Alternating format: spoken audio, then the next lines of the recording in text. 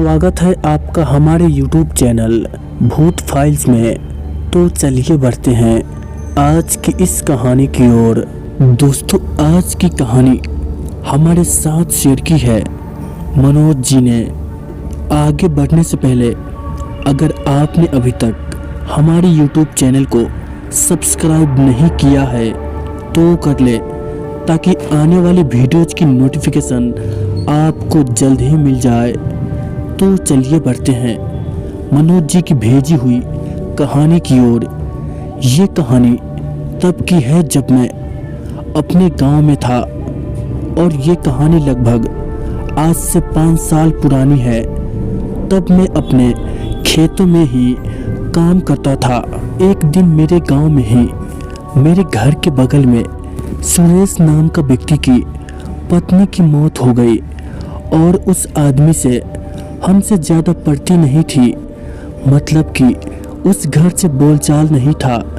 मेरे खेत के बगल में ही एक हिंदुओं का कब्रिस्तान था, जो उसी औरत को उसी कब्रिस्तान में ही जलाया गया था।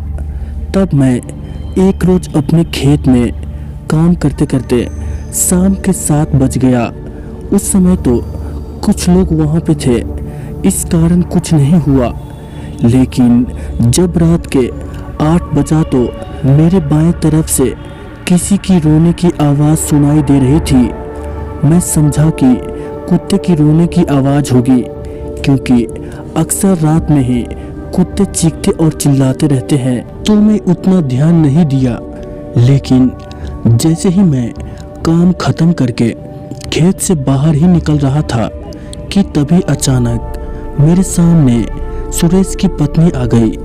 मैं तो देखते ही हक्का बक्का हो गया और अंदर ही अंदर डर रहा था। लेकिन उसकी पत्नी ने मुझे कुछ नुकसान नहीं पहुंचाया।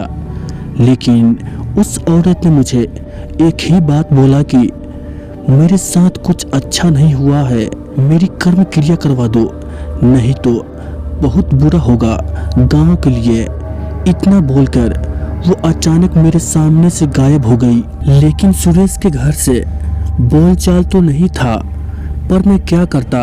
हमारे गांव के भलाई के लिए उसके घर जाकर ये सब बात बोला, और अगले ही दिन उसने अपनी पत्नी की अच्छे से कर्म क्रिया करवाया, और इसी कारण हम दोनों के बीच फिर से बोलचाल होने लगा। तो ये थी मेरे साथ घटी एक सच्ची घटना। तो दोस्तों, अगर आपके पास भी कोई भूतिया कहानी जो आपके साथ घटी है तो हमारे साथ ज़रूर शेयर करें। हमारे इंस्टाग्राम की लिंक आपको नीचे डिस्क्रिप्शन बॉक्स में मिल जाएगी।